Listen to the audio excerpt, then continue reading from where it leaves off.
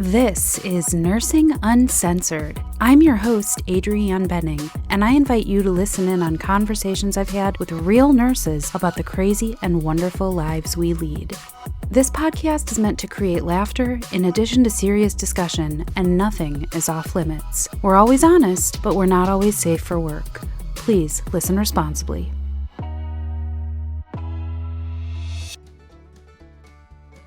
Welcome to Nursing Uncensored. It's me, Adrianne, and I am here with my friend and fellow nurse, Mikhayla Crawford. What's up, Mikhayla? Hi, thanks for having me. Yeah, thanks. And I'm excited to talk to you in general because we've had a little bit of communication. For listeners that don't know, Mikhayla did you come here as a traveler or you came here as permanent resident? You just moved across the country for the new grad job, moved 2,000 miles away from home for a new grad job. I'm crazy, so. But you know what? There was a reason for it, because if nothing else, like we're friends now. We wouldn't have been friends if you hadn't have just gotten a wild hair up your ass to pick up and go halfway across the country. Absolutely. Hands down, greatest choice I have made in my adult life. It was crazy, but it was so worth it. No regrets at all. But, all good things have to come to an end. And then it was time for you to head back west. So you are back in the great state of Oregon. Is that right? Yes, I am. And Did I say that right? It's not Oregon. It's Oregon, right? Oregon. Good old Oregon. So, I have so many things that I want to talk to you about because we haven't had a catch up, but we're going to try to keep it business, at least on the front end. And then we can catch up and talk about all the off the record stuff later. But maybe I'll just keep it recording and then use it to blackmail you later, right? Absolutely. You know what? I'm fine with that. Excellent. So, okay, we always start out with a little introduction. So you want to just give us the Mikhayla 101 about yourself? So I'm an RN. I have my bachelor's degree. I went to nursing school in Portland, Oregon. And then I took my new grad job out in Iowa on a respiratory step down / palliative care unit, and I did a year and a half out there, and then decided to come back west because all my family is on the West Coast, and now I work on a medical oncology unit that also still does palliative care, which was a huge draw for me. So it's more med surgery than I'm used to, but that's kind of my realm right now, is this medical oncology gig. And yeah, that's where I am right now. So nice. Yeah. So, weird. It just asked me if you wanted to enter the waiting room. Is there a phantom Mikhayla? Hold on, I'm gonna close this up. Did you try to log in on your laptop? That was weird. It went ding ding, and it said Mikhayla wants to enter the room. Creepy. Maybe my Zoom finally started working, the app. Okay, well, I'm gonna X this out. That totally weirded me out. I was like, wait, are you not the now I'm doubtful. Are you the real Mikhayla? Should I be talking to you? Such a weirdo. I don't think the world can handle two of me. That's how I often feel about myself. Yeah. So and we met while you were working here on the respiratory step down floor, and we have had our fair share of crazy pre-COVID post-shift breakfasts. Yes. We had some master breakfasts. I remember one particular breakfast where we thought it was going to be a gorgeous day sitting on the patio in the sun, and then a delivery truck pulled up and parked directly alongside the patio, and then we were freezing our asses off trying to eat our breakfast. Only us. I feel it's beautiful day, summer morning. We're committed to that sunshine. We weren't going to let it go. Yeah. Oh my God. So, we've had some days, and I did my year-end photo collage because I have one of those apps that takes a photo from every day or a video, and there was actually a video of you sitting on one of the bariatric bedside commodes and it looked like you were about to fall through the hole. I think you came close to just sinking right through. Yeah, it was pretty grand. Yeah. I think it was like close to one of your last days. So I think we were just being giddy and just kind of Yeah. like fucking around. So good times, Oh, good times. sad. So how are the holidays for you? You worked the holidays, right? Yes, I had the pleasure of working every major winter holiday this year: Thanksgiving, Christmas, New Year's. How did you get stuck with all of them? You know, perhaps a not so fair scheduling system on my current unit. And I just like didn't feel like putting up a stink about it this year because I was like, you know what? Right now I'm driving distance to my family, like 5.5 hours. So it's like, and the way my schedule is, I have a consistent 6 days off like every 2 weeks. And so it's been really manageable to be able to like see my family, obviously a lot more than when I lived in Iowa and I was 2,000 miles away. So I figured, and it was like this year with COVID and everything, it was like, okay, we're not doing big family gatherings. So I made like, whatever, I'm not going to put up a stink about it. So I did it.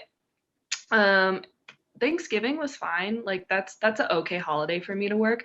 Christmas Eve was chill. It was fine, but it really sucked working the night of Christmas Day. And I was just like, fuck this. Like I don't want to be here. Like What very was great.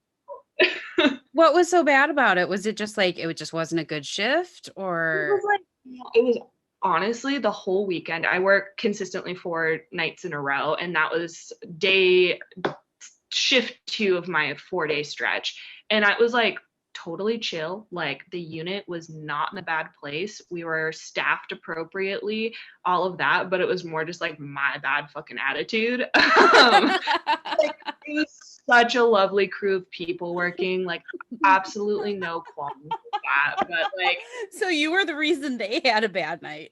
honestly, I showed up and I was like, I'm here and I've got a bad fucking attitude.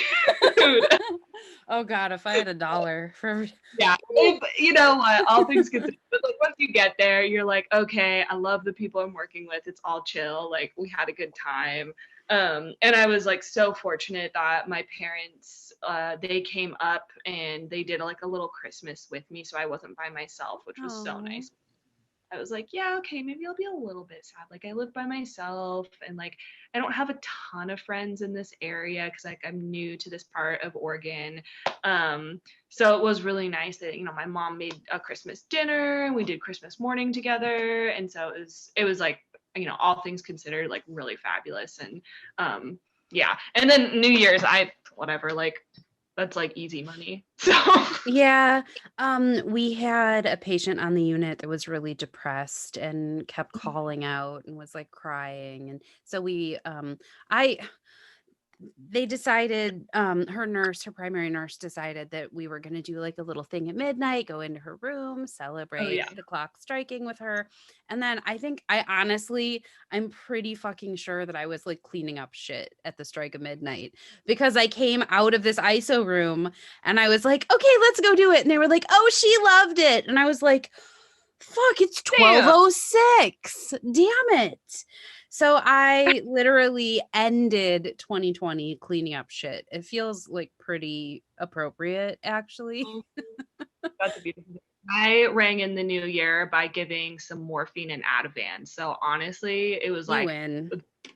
a way to start the new year. That you know what? That's part of the job. Yeah. Emotions are running high, both positive and negative. So if the holidays are not good for you, they're especially not good for people that are, experiencing trauma and domestic abuse. Yeah, That's so fucked up. But then it's also like, other people just don't realize, people are like, I can't go to my holiday dinner. Well, I'm really sorry for you, but there's a lot of shit out there that sucks. And you should count your blessings that you have a holiday dinner to miss. So thank you for yeah, keeping it small. Doug and I just did holiday dinner. Um, yeah, it sucks to not have the big family dinners, but you know what? totally. There's more important shit right I now. would rather not die of COVID. So Amen. Amen. And I worked Thanksgiving and the days kind of blur together anymore. I don't think there was anything eventful. And then had Christmas off and I cooked with Doug, just stayed home, had a chill night. We Excuse me, I have the hiccupy burpees now. But yeah, we just made a nice dinner and had a chill night and watched some movies. And then New Year's Eve was the night that, like I said, I was cleaning up poop at the strike of Yeah. midnight. Here's to the new year. Cheers. But you know what? Honestly, I was like, well, on one hand, this was like, a nice a sandy wipe across the ass is a nice way to finish 2020. And also, if that's where I'm starting 2021, odds are it's going to be better than that moving forward. So, Can only um go up. So. yeah, and it's that old adage of like I need to be glad that I'm the person next to the bed and not in the bed. So, anytime I felt whiny or kind of like, Yeah, shitty that about is being so there. so real to acknowledge that. One of my coworkers said that, who's taking care of the same patient. She's like, you know what? I just have to remember at the end of 12 hours, I get to go home. And I was like, Yeah. ooh, true life, dude. Thank you for the And reality I've thought check. about that because, on the unit that you worked on with me, we have patients that Mhm. are sometimes here for months. I And I know. And can't it's, imagine not only not leaving the hospital for months, but not leaving that room for months in a lot of cases, depending on how yeah. sick they are and how many machines they're attached to. It's like, so yeah, it sounds like, and I don't mean to be like sing-songy and like everything's great. Yeah, it sucks. It sucks the stuff we have to sacrifice, but also like there are lots of industries that work on holidays. And my Mhm. family, my parents worked, my dad worked night shift, my mom worked night shift, my dad worked day shift most of the time.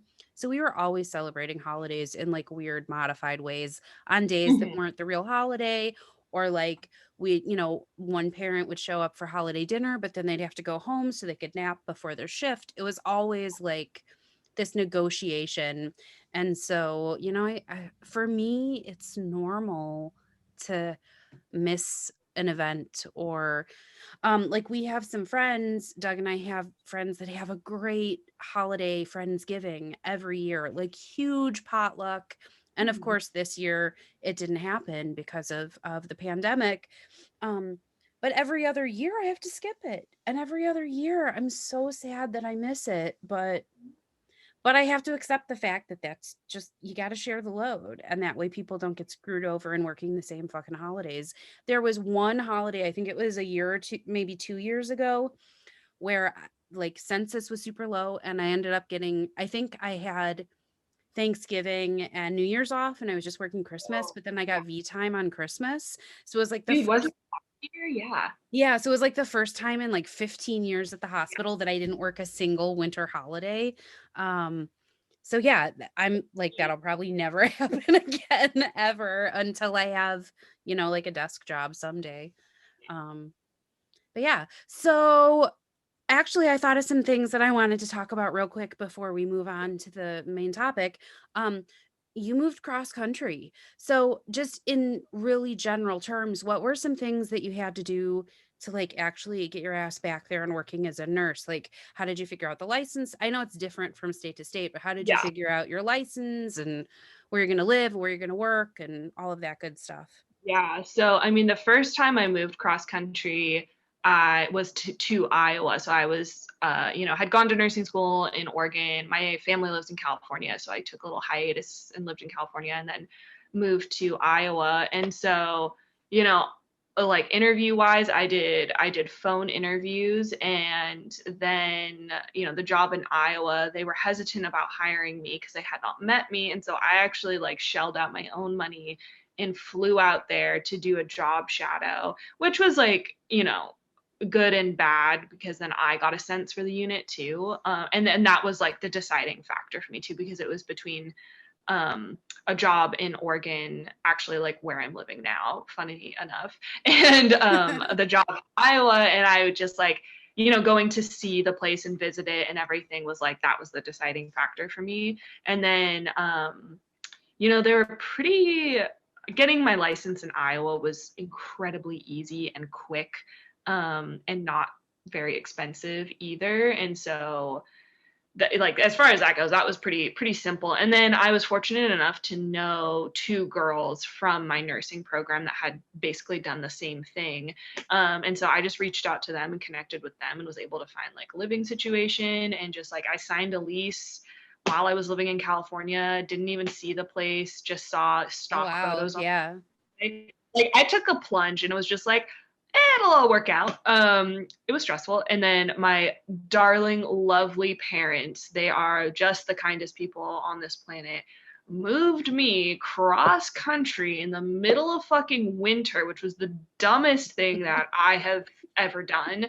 That took like 4 or 5 days of driving cross country. I just like loaded up my dad's pickup and was towing my little Corolla behind. We had like car carriers, like rocket boxes on both of the truck and the car. It was like modern day Beverly Hillbillies, like just um but then moving back to the West Coast, obviously the pay isn't ideal in Iowa, so I wasn't like making big bucks out there or anything, that. And was like, wow, I am financially in a kind of a shitty spot. How am I going to afford this move out there? And yet again, our little group of Oregon/Iowa girls, we like banded together and we all moved out back to the West Coast at the same time. And my friend who works at the same hospital I work at now and had been in the PICU at the Children's Hospital in Iowa, like she kind of paved the way yet again. And I was like, I'm just going to follow your footsteps, bro. But I, again, did phone and video interviews for some jobs and, was offered jobs, and they had relocation packages of several $1,000s, which really was the enticing thing to get me back out here, and made it a lot easier too, because like I would probably be in a really bad financial spot still had I not had like a large lump sum to kind of pay some things off and get my butt out here. And I was also I when I took NCLEX, I took it in Oregon, got my license in Oregon, so I've just maintained my Oregon license, so that was super quick, super easy. And was very enticing for employers too, because they're like, great, you already got your license, come on out, You're here, ready. let's get it. Yeah. Well, yeah. And you like the hospital that you're at? I do. It's really, it's good. It's like I don't have any like huge complaints. I mean, like obviously it's a very big, I don't know, adjustment coming from like an 800 plus bed magnet facility going to a 300 bed level 2 trauma, pretty chill, like, even more rural. Like I was rural, but this is like, you really feel the ruralness here, and the fact that like, wow, if we have critical, like really critical patients, like they're going to Portland, like, which is about 5 hours away from here. So there's like that. Or like, how do you have? Yeah, so I mean, it depends, but like, it's not Life Flight out here. It's like they have Mercy flights and. But basically, I have like air transport. Yeah, exactly. So you're either like sending people fixed wing or helicopter, or just transport, depending on what's up. So yeah. Because like at Iowa, like we are we're the ones that get all the weird, crazy, intense. There's nowhere else to go. Yeah. So that's and it's hard for me to imagine working in a place where it's not that intense.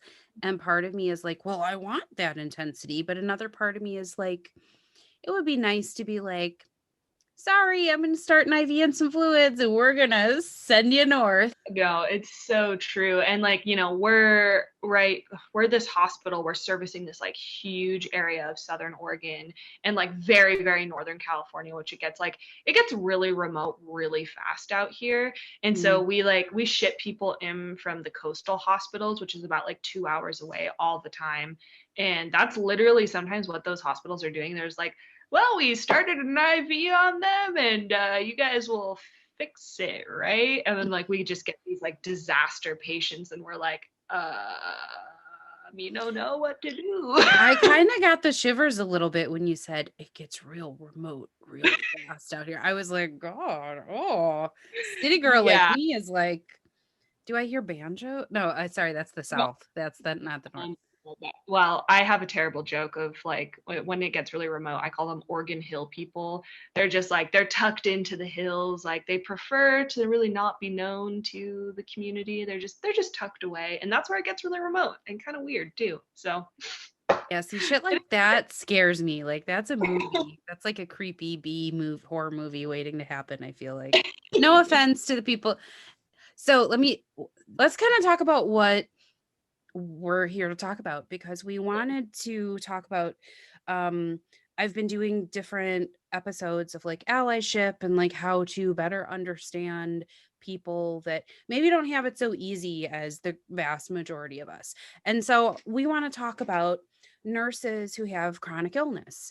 And you've been willing and gracious enough to talk at whatever detail you want about your own chronic illness and how that's kind of played out in your journey as a nurse.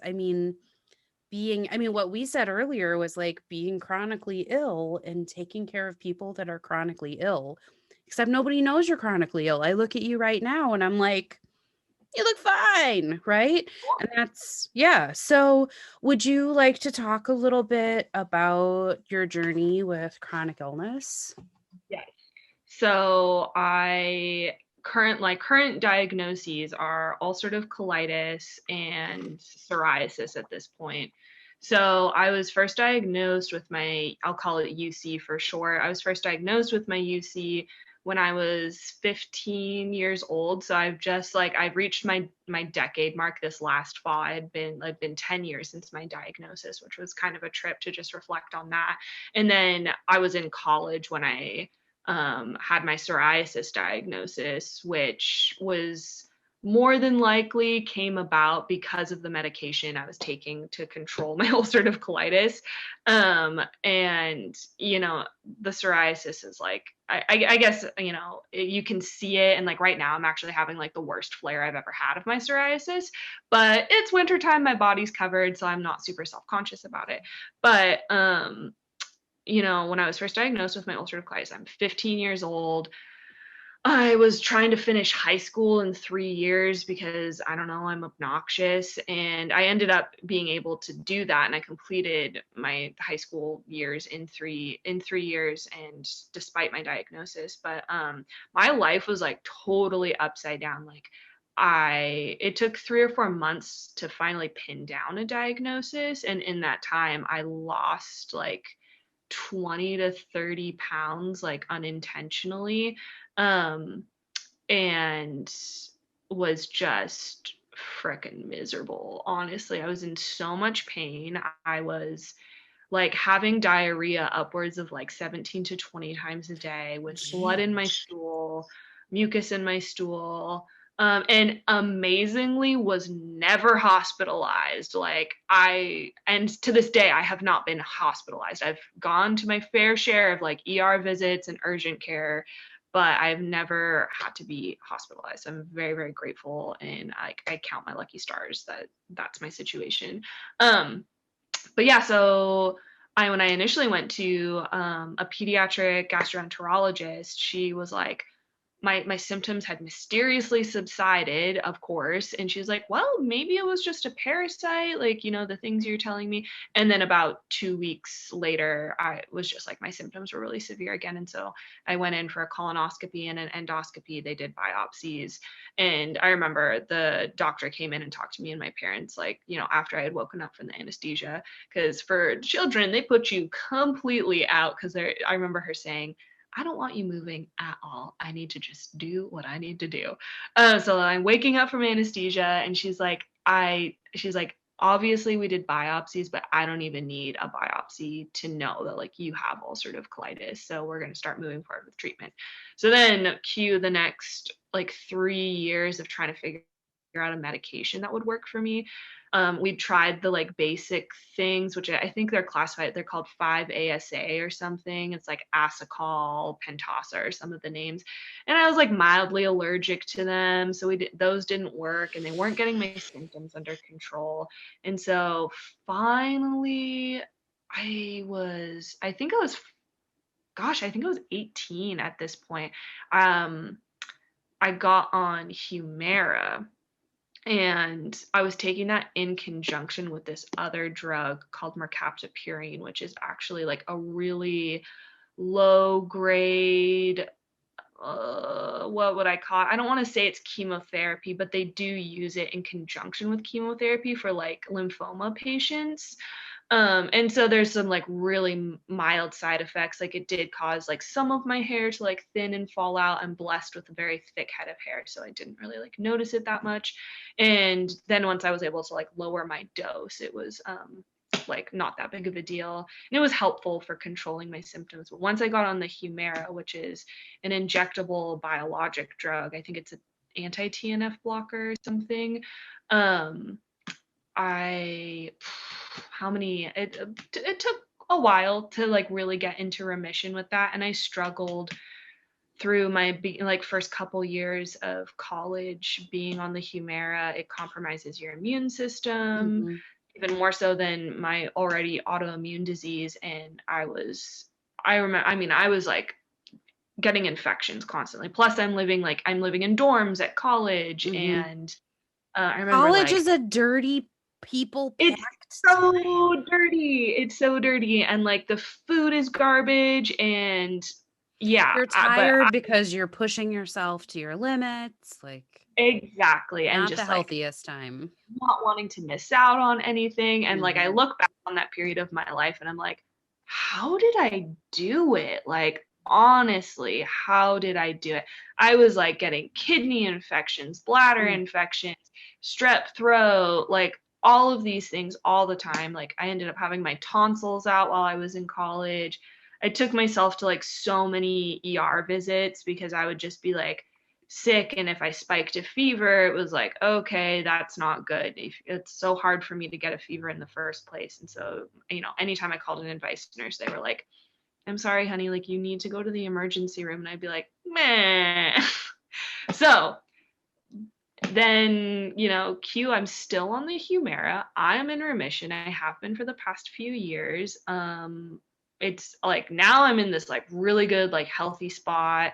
um and like I feel like it's not, I don't wake up every day going like, remember you have ulcerative colitis, but sometimes I do have to remind myself when I'm like feeling really really fatigued, or and then I feel really down on myself for like not keeping up with, I don't know, stupid tasks or whatever. And I'm like, dude, you have chronic illness, like Like, chill give out. yourself a break. Yeah. Exactly.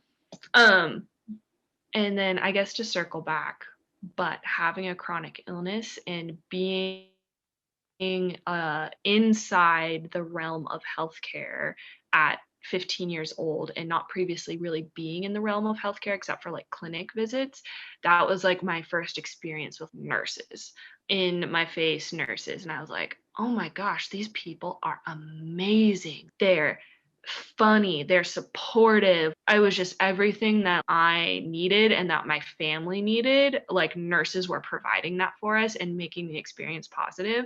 And I think that is kind of the pivotal time where I was like, yeah, I want to be a nurse. And I was like, this totally lines up. And then all of a sudden I just like felt like this calling for me that I was like, I need to be a nurse. And like, ever since then, that was my goal. Here I am now. I truly feel like I'm called to do this work and feel like I'm doing what I need to be doing. And I wouldn't be in this position if I didn't have chronic illnesses. So I Any other wouldn't wish. nurses in your family? No nurses, no one in the medical field, like totally out of left field, honestly. And also like not a lot of chronic illnesses in my family either. So here I am. Here you are. So, with you, as you were kind of saying, you were getting to know your body a little bit better and able to, like, once you're in remission, I'm sure life is a whole lot easier and it's easier to kind of maintain, I would imagine. So how does that factor in when you were going through nursing school? Because like when you have clinicals, you don't always have the freedom to be like, peace out, I'll be back in half hour. I got to go take care of some body stuff. So Yeah. how, because at least when you're a nurse, you can say to another nurse, like, hey, can you watch my patients for a few Mhm. minutes? Like, I need to go take care of myself or whatever. You can't do that as a student. You can't like tell them when you're going to be there and when you're not. So, how did you handle that? Long lectures, clinicals? Yeah. So, I will say I like struggled with this. I flip-flopped around because at that time I didn't want to tell people about my chronic illness and I was like embarrassed of it. And especially it's literally a shitty disease. Like, it's poop. And so you're embarrassed about it and you don't want to like admit that you can't do all the things that your peers are doing. And so I kind of just like for some parts of college and nursing school, I chose to just ignore my disease and it was not, self-care and taking care of my health was like not a priority. And then there was other times, it was like, oh, this semester I'm going to be on top of it and would email all my professors and be like, hey, just want to let you know, this is my chronic illness. What's up? And professors, especially in nursing school, were always so understanding and they're like, yes, thank you for the communication because like ultimately open, honest communication is always the best way to go because I don't have control over this disease. And with my first nursing job, that was also something I said right out in the interview. I was like, I have ulcerative colitis. I have a chronic illness. And if I'm sick, I'm going to call out sick. Like, I'm going to just put that out there right now. And I never had an issue with my supervisors, with my managers in regard to that. And I think it was because I was open about it and was honest about it. And that's my boundary too. Was like, Good. Yeah. Do you find that there are some people that are less accepting of it because what we kind of said at the beginning, this is an invisible illness. This is something that people can't see. Similarly, I have a migraine disorder that I've suffered from mhm, since I was a freshman in high school, and sometimes they're debilitating. But because people don't see me when that's happening, I think, or because people can't see a migraine, sometimes they can because my face fucking swells up and it's weird, but it's one of those things that people look at you and they're like, "Oh, you look fine." Have you had those experiences where people are like, "Whatever, it can't be that bad." yes, absolutely. And I'll also say because I think just of who I am as a person is like I probably do too much. I will admit that. But I have had people through every stage of my life, peers, friends, family members, be like, what's wrong with you? And like you don't look sick. And you're like, that's great. I'm so glad that I don't look sickly because I'm vain. And I don't want to look sickly, but like also fuck you. I Like, don't meet some standard for you, like I yeah, don't and like, do enough to be you sick. come check out the toilet bowl later? Because like there's some bright red blood that I just shit out. And that's But the other thing is like some people like literally have no tolerance. Like as nurses, we talk about it all the time. Like you and I to talk about this is literally no big deal. But when it yeah, comes to like other family and people not in medicine, they don't want to hear about your mucousy stool. yes. But then you're like, okay, you don't want to hear about it. But then how do I explain to you what the fuck is going on in my life if you don't want to hear about it? It's like, where are those boundaries Yeah. drawn? And it's like you said, it's embarrassing, especially when you're a fucking teenager and you're already navigating the waters of being like completely awkward and figuring out how to Yeah, be I'm just like, around other yeah, people. being a young woman and you're just like, what do I do with this disease? Like, what? Like, and how do I bring that up? And it was like, and the realm of like, oh, maybe I want to start dating. I'm a young woman, and then you're like, the fear of anything happening, like with a partner or just even talking about the disease with a partner or whatever. It's like feels like very intimate, and it was just like, okay, so there's just like obviously so many dynamics with a chronic Yeah, illness. for sure. Do you ever talk to your patients about having chronic illness? I every now and then I do. I don't go into a room and be like, "Hi, I'm Mikhayla. I'm your nurse, and I have a chronic illness." But Right. sometimes, when I do connect with that like certain patient, we have a good rapport. And this is something that a couple of my patients have shared with me too. That I did reveal that I had a chronic illness, and like once we got to talking and everything, they were like, Dude, thank you for sharing that with me because I feel like you get it. They're like, I know you're not in the hospital, like in my position right now, but they're just like, I feel like you get this. Hmm. And it just like allowed, it allows me, I think, to take better care of my patients, like having that kind of background insider knowledge. And then, and, it does allow for like a certain level of like connection with patients as well, when you feel like it's appropriate. So Absolutely. Yeah. And I know that I've even had patients that have been concerned about me. Like, if sometimes when I have a headache, it's hard for me to hide, because I get really photophobic. So I'm squinting. I probably look like I'm a little pained. I mean, I'm over exaggerating right now on the video. I look, yeah, oh, hold on. My Amazon Alexa is giving me a message. the robots. There we go. Okay. I think I might have gotten a package. I sometimes will have, patients, because sometimes I have the same patients many nights in a row or like over the course of many weeks. So if there's a night where like I've left with a migraine or I wasn't, feeling so great, I have patients that the next day are like, did you get any sleep? Did your migraine go away? Are you doing better? And it's like, look, you don't need to be worried about me. Like, I'm the one taking care of you.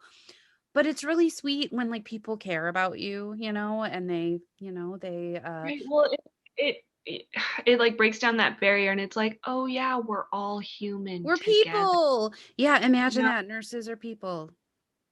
crazy, crazy thought. So, how does like a bad, I mean, and you don't have to get into detail, but I mean, just in general, how can a bad day, or, how can, let me take that from the top. In general, how can um chronic illness of any kind, how does that affect your day as a nurse? Like, what's the worst Yeah, that could happen, right? Right? No big deal, right? just a 12-hour shift that That's you can't all. leave.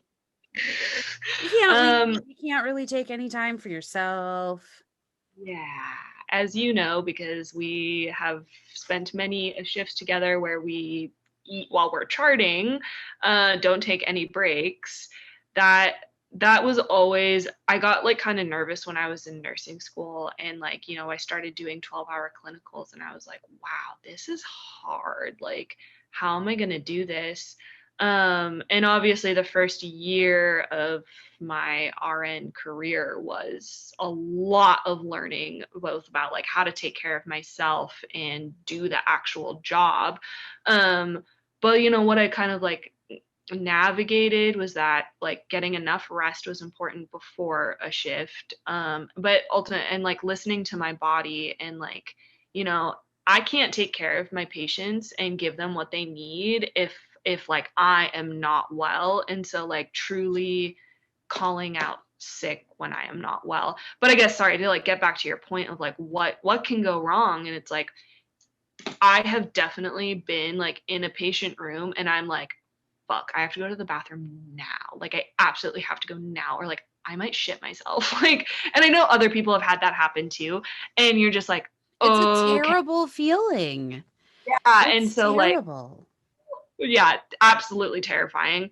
And just like the generalized fatigue, I think. Yeah, so like I feel like a lot of Western MDs say that like food doesn't necessarily impact inflammatory bowel diseases, but I would venture to say every single patient with inflammatory bowel disease, Crohn's or colitis, would say food definitely impacts what your disease is doing. So for me, a gluten is an absolute no-no. And I have tested this many times. I have tested this at work stupidly, when patient family brings in donuts and you're just Or like, pizza.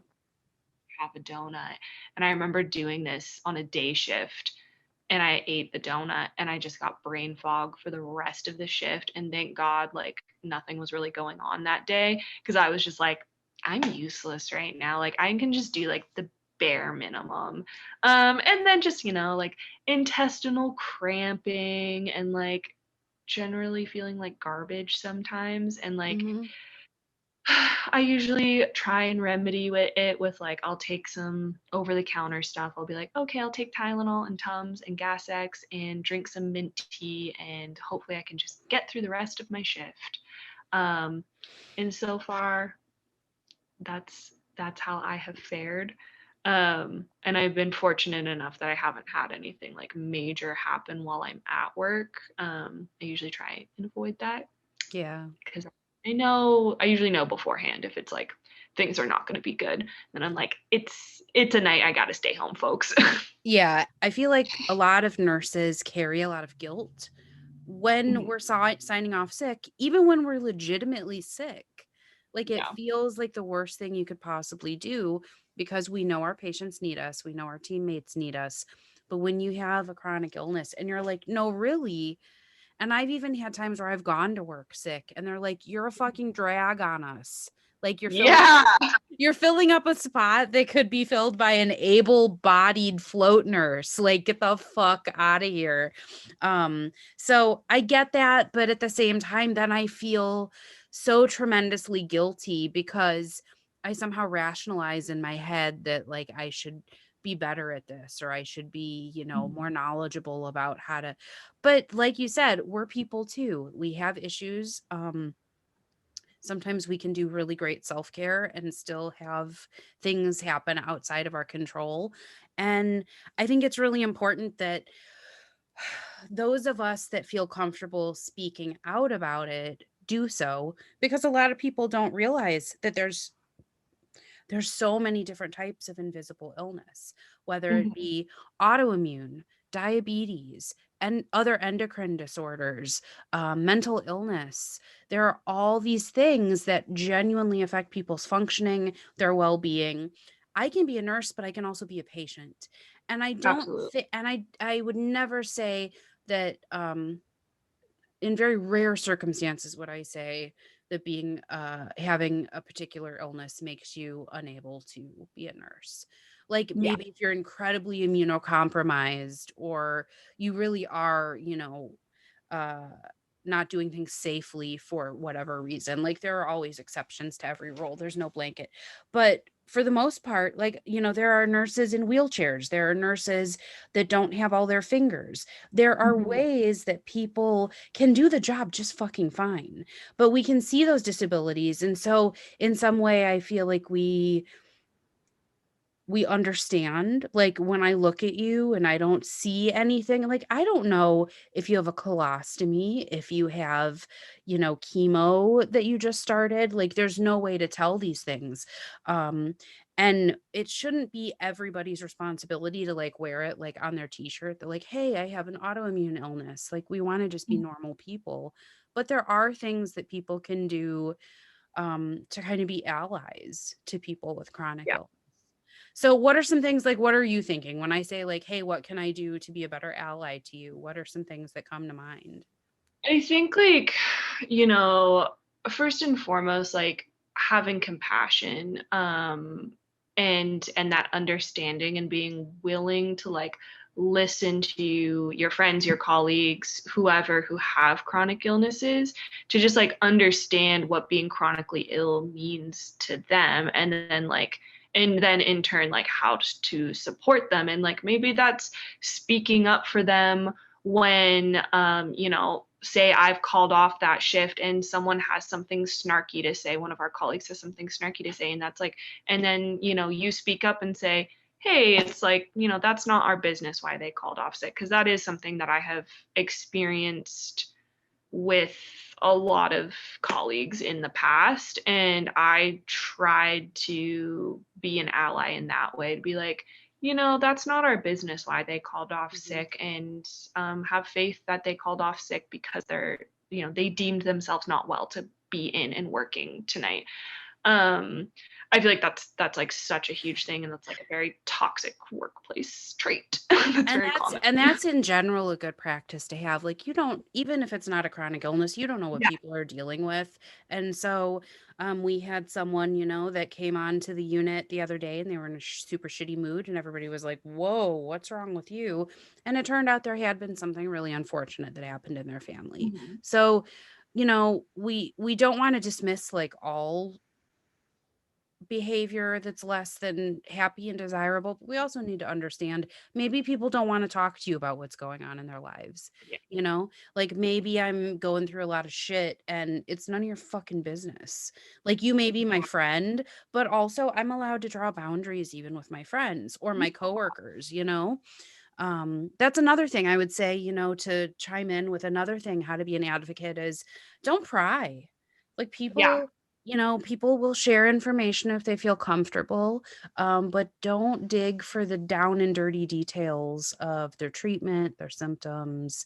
Um, it just feels shitty. It feels like what's the word I'm looking for? It feels like paparazzi or some, you know, like that's not the It's word. like Like peeping people, like, Tom, like kind of yeah, you it want can to be be a voyeur. intimate.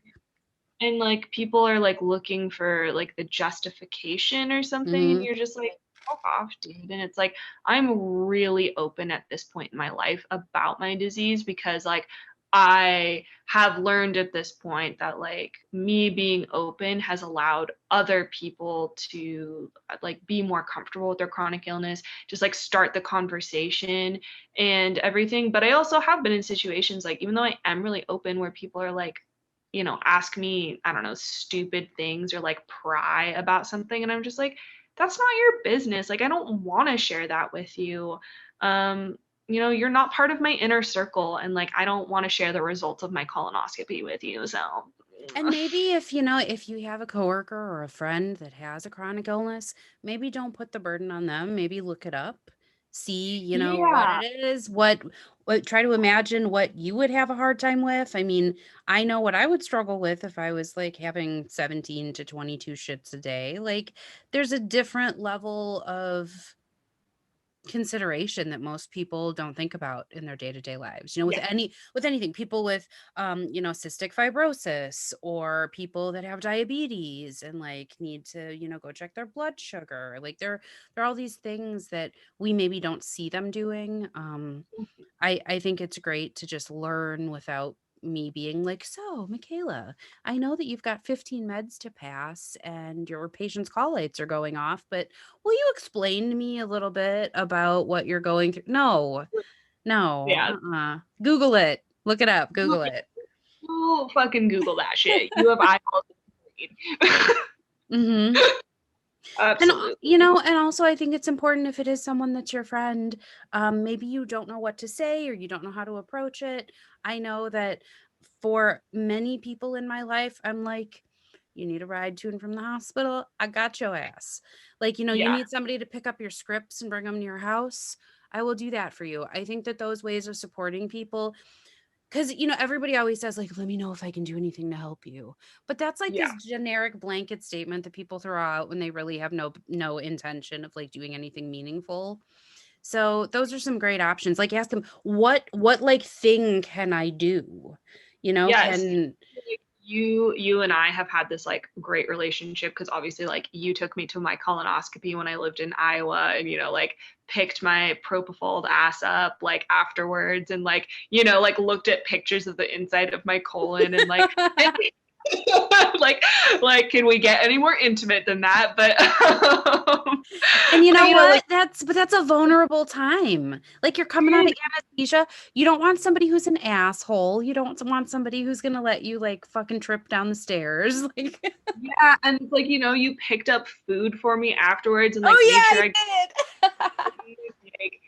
did. like, like that was a time that I was like, wow, I feel so supported and loved too. And like that's so special If and I'm I so ever grateful. get so burned out that I can't be a bedside nurse anymore, I should start like a service where I like pick you up from your procedure, take you to your Yes. house, tuck your ass in, put something to drink, put some water by the bed, give you a little bit of food, make sure your prescription is filled.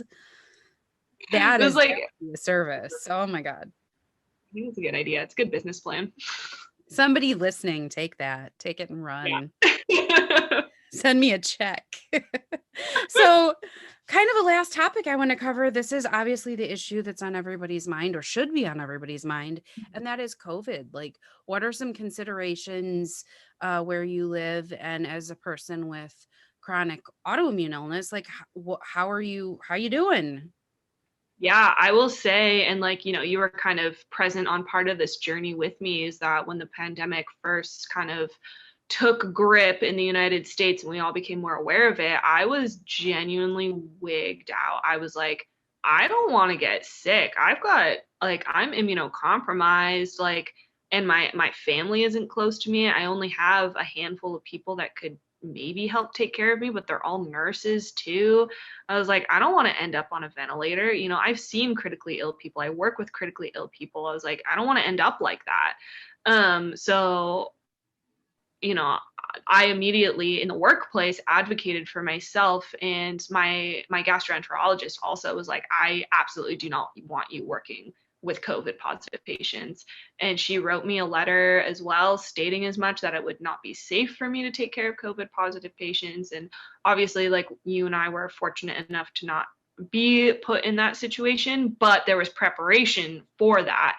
And so I like advocated for myself and was, went to managers and supervisors and started that process. And it was a mixed result of kind of like, fuck you, and we'll see if we can make some exceptions. And I was like, okay, cool. And ultimately that was part of what drove me to leave that job too, is because I felt like my concerns weren't being taken seriously, and I didn't feel like I was going to be as safe as I could be during this pandemic with my chronic illnesses. And then obviously in my personal life, like, I am pretty low key. Like, I'm not going out to restaurants, was never going out to restaurants even when they were open, like over the summer, always have been wearing a mask.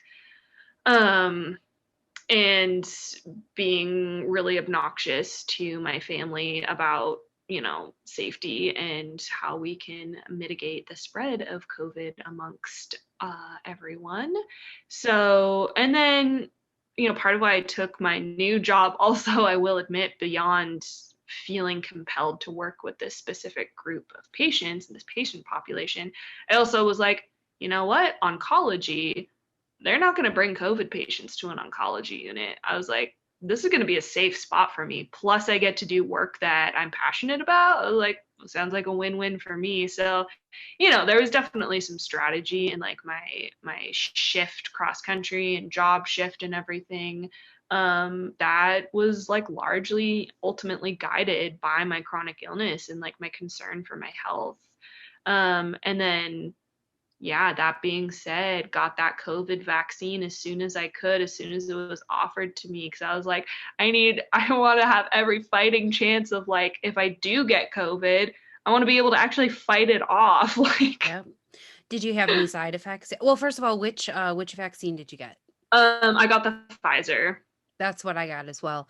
Any side effects, even soreness at the injection site? My arm was hella sore for like two days, 2 nights. And I was actually pretty fatigued from it. They told us that like the second dose was when you really need to make sure you have like 24 to 48 hours off before going back to work because of side effects. And of course, like, me being me thinking I can do everything, I went last Wednesday and then worked that Wednesday, Thursday night, and was like, I am tired. I was super like, fatigued. I should have rethought this. Yeah, I was like, this was stupid. And then like I did have a little bit of like lightheadedness, dizziness, and a couple of my colleagues also reported the same. But otherwise now it's like I feel fine, I feel great. I'm stoked that vaccine is in my body. So yeah, so I got my vaccine at like 9:30 in the morning. I didn't have any soreness in my arm until like 3:00 in the morning the next morning. Yeah. And then it was only like if I like touched it or rolled over on it or something. And then that went away very quickly. And then it's kind of funny because I had this like conversation with myself inside my head where I was like, do I feel fatigued? Is this my usual amount of fatigue? Because I'm usually kind of a lazy piece of shit. So is this like more fatigue than like my normal slopiness? I really, really feel that because someone asked me about side effects and I was like, well, I feel pretty fatigued, but I'm not sure if that's because I'm chronically ill and work night shift or I'm not sure if that's because I haven't slept well in 15 years or if it's Right. because of the mRNA, but overall, I'm okay. So I'm glad that you got your vaccine and then you've got your time set up to get your second one. Yeah. January 19th, baby. Oh, mine's the 20th. Sweet. So yeah, and I encourage people that are able to get the vaccine, that don't have like, excuse me, any like weird concerns. Excuse me. Oh my God, I should stop drinking Pepsi before I do. But I was I don't know what the most current research says, but I was reading something that said like with people with autoimmune illness, there's not really evidence that it's going to trigger any kind of autoimmune reaction. The worst part is that it might just not work because you Yeah. can't call to arms an immune system that's not working properly. Or is intentionally suppressed. So Yeah. I'm encouraging people. Obviously, this is a really like heated topic for people, and there are a lot of people that are making it more polarizing and political than it is. And there's a lot of conspiracy theories that make me feel like we've gone off the deep end with some people here. So I'm glad to know that I have it. My mom is being offered the vaccine. Doug doesn't work in a situation where he's one of the first people to get it. So he's willing to get it as soon as it's available to him. I'm glad that they're doing you can debate whether or not it's a good job, but I'm glad that they're getting it out to people now. So yeah. We covered a lot. I don't even know what time we started, but it's so easy to just freaking chat, man. I know. That's great. Hey, it's great. People love to listen to it. So thank you for coming in and talking to me as a guest on my podcast. I would love to have a chat with you off the record, just as a friend sometime soon. But Absolutely. do you have any like thoughts you want to send off to students maybe that have autoimmune or invisible chronic illness, how to kind of make it through nursing school? Any last advice? I feel like, I feel like I'm talking to like my past Mikhayla self who was in nursing school. I feel like be open and communicate with your professors, with your clinical instructors, all of the above, because they are going to be so much more understanding about assignments, about your presence, whether sometimes you gotta stay home sick, sometimes they're gonna make accommodations for you. Just be open, communicate about it. You have to absolutely be your own advocate, because honestly no one else is going to advocate for you. And then like learn how to be a self-care king or queen, because you literally can't get through nursing school, and you can't get through being a nurse without learning some serious self-care. And it's going to be different for every single person. But like enjoy that journey too. Enjoy the journey of finding out what self-care looks like for you. Experiment with things. Have fun with it too, because you know what, it's fun to take care of yourself. And it feels good when you find that thing that like you're able to like get into your routine and it makes you feel good. I mean, honestly, I bought a really nice electric toothbrush and I was like, this is such a luxe experience. My teeth are so clean. But honestly, it's like these, and I'm not saying people have to go out and buy things, but just sometimes doing the thing that's good for you feels good too. So I will say, my one last thought is also, if like for every disease, I feel like there's a support group out there. If that's something you're interested in, do it. I only went to like 1 or 2 support groups put on by Crohn's and Colitis Foundation of America, CCFA. But honestly, it was so cool to just like meet all these other people that have similar disease. There's like, because I don't have any, I have maybe 2 people in my life. I have a friend who has Crohn's, and I knew one girl in nursing school who had ulcerative colitis. Like, I don't have that many people in my life that have this disease and can share that experience with me. So to meet other people and see them like doing so well with an ostomy bag, which is like my biggest fear personally, and just like, you know, see how everyone else is doing and connect with people. And obviously we can do that online through chat rooms or like whatever virtual support groups now because of COVID. But just like connecting with the community that is there, because those people do get it. In a sea that, like, a lot of times you're surrounded by people that don't get it, and so that's really valuable. I'll link them in the show notes. That was the CCFA, the Crohn's and Colitis Foundation of America. Yes. Yeah, so fabulous. I'll link that. People can all of a sudden I lost my ability to speak. People can Google that, or look for the link in the description. So, Mikhayla, thanks again for joining me on the show. It's 2021, and we're gonna just do it, right? I'm 2021. I'm just straight vibing. That's what I'm telling everyone. It's a year of vibes and vibing. I like that. I'm down with that. Excellent. All right. Well, have a good night and happy nursing, everybody. Love you. Love you too.